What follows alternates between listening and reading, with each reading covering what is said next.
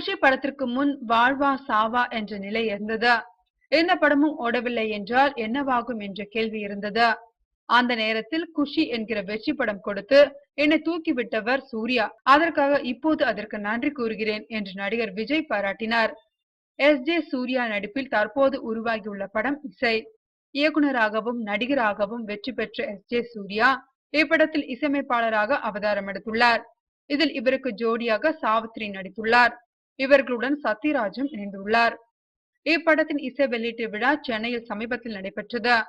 இந்த விழாவில் நடிகர் விஜய், தனுஷ், சத்யராஜ், இயக்குனர் ஏ.ஆர். முருகதாஸ் உள்ளிட்ட பலர் கலந்து கொண்டு பேசினர்.